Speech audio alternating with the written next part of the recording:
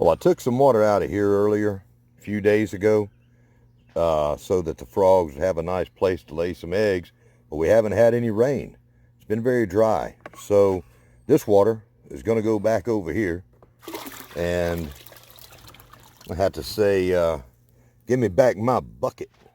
I got my bucket back now, and now it's time to evict some tadpoles out of my little wagon here. My cart, my gorilla cart. Yeah, y'all got to get a new home. Y'all got to give me back my cart.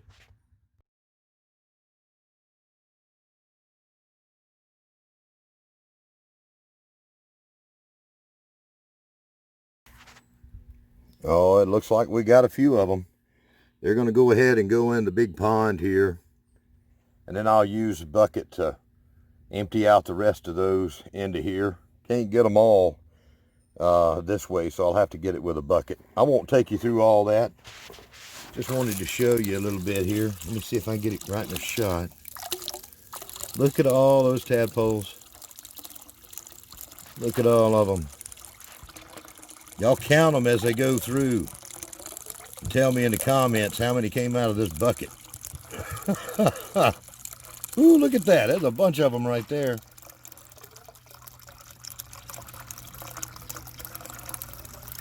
How many frogs will this make?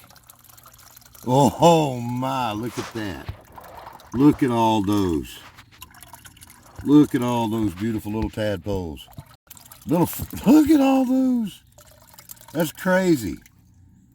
That is crazy. Imagine if each one of those frogs were to grow up to be an adult frog and eat 100 insects a day. I'll start having to bring insects in here to feed them all. Yeah, I won't have a bug left. That may cause me some other problems. A while back, I had a gigantic pile of dirt right here. They came out of here. I've got other plans for that now. But this dirt was a huge ant mound. It became that after I covered it up to keep it dry. Ants decided it made a good home. I put all this dirt in this great big garbage can. And I had a thought. Maybe if I put it in here, the heat of the day will heat this garbage can up and it'll drive the ants out or kill them or whatever, because I want my dirt back. So these ants are going to give me back my dirt now. It worked. They did not like being in here at all. They either left or they died. It was a mass of ants trapped all of a sudden. So ants, you can give me back my dirt now. Taking it back. I'm going to go ahead and start separating out some of these rocks. Don't need them all. Where the dirt's going, I don't need rocks. You know, I don't know if I'm ever going to fix this or not. It's become too useful to me as a short-handled hoe. Whatever this thing is, weed puller hoe. That's where we're gonna hang out right there for the next little bit.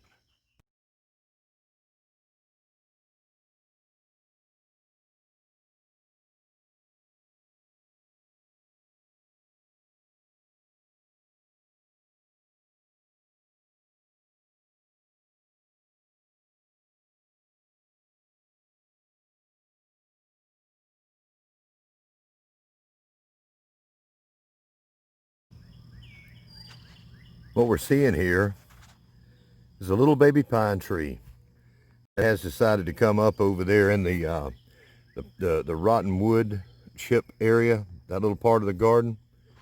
What I've done is gone over and got a bucket full of all this, and there's several little plants that have grown up in it, and it just shows you the power of what we talk about when we're talking about wood chips, and what I speak of when I'm talking about the rotten wood.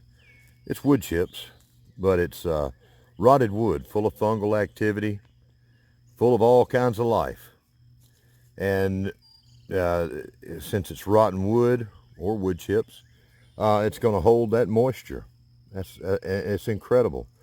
I have so many little plants that come up in that and do so well in what is nothing more than rotten wood. It's incredible to me. Now, maybe I'm simple-minded, but it's there's a lot of power right there. And but anyhow, what I'm doing here is I've just gotten a big 5-gallon bucket full. I've got this wagon about halfway full. I've got another half over there. It's about another half of this wagon left to go through. But I'm going to stop here and mix all this stuff up, and then I'm going to be using this to put the other two peppers, my other two special peppers that John at Willett Grove gave me. But I think it's going to be, this episode's getting a little long, so I'm going to cut it off here. And just, you know, I'm not sure, but I'm thinking if I've got great topsoil that I piled up and ants made a huge colony in it, and they lived in there and raised many, many, many ants. They lived and they died in there and they pooped in there. You know, I'm thinking that combined with all the good fungus and bacteria that's in there, it's going to be pretty powerful. And it didn't get hot enough to kill off all the bacteria and the spores that were in the dirt. So I've used this before, and in the other buckets, it's been some powerful stuff. Now, your peppers, there's a lot of things that like acidic soil. This is a rotten pine, pine logs that have rotted down. That adds acidity to the soil. And peppers like a slightly acidic soil. So do tomatoes. Combined with the bone meal that I'm going to put in here, and the mycorrhizal fungi that's already infiltrated all of this, you know, we're talking about a very powerful way to grow your food. And it's all natural. If you've got access to, you know, something that's untouched, many of us do, it's not poisoned or anything like that, you've got a way to grow your own food in a very inexpensive way. Just find the things of nature and use them. So yeah, I'm gonna say bye from Homestead Aquarius today. I tell you, there's a lot of pressure on many people. People all over the world. We're feeling lots of pressure now, not just in the gardening community and everything, but it's you know, lots of stress. So I hope that everybody all across the world, wherever you're watching me from, will keep in mind the most important things in life.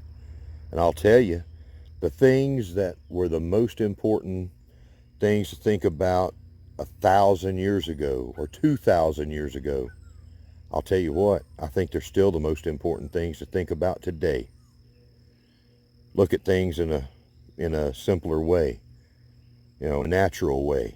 What did people need 10,000 years ago? Okay? 10,000 years ago. They truly needed food, water, shelter, air, and companionship, really. That comes in very close. And I think those are the things that we still truly need today. If you've got those things, be thankful, because more people on this earth today don't have the things that they truly need. So let's all be thankful that we've got everything. And my goodness, we can watch YouTube. How incredible is that? Okay? So everybody remember, you know, to try to think of the most important things and let that comfort you if you have them. So from Dave from Homestead Aquarius, goodbye. Thank you for watching, and I'll see you tomorrow.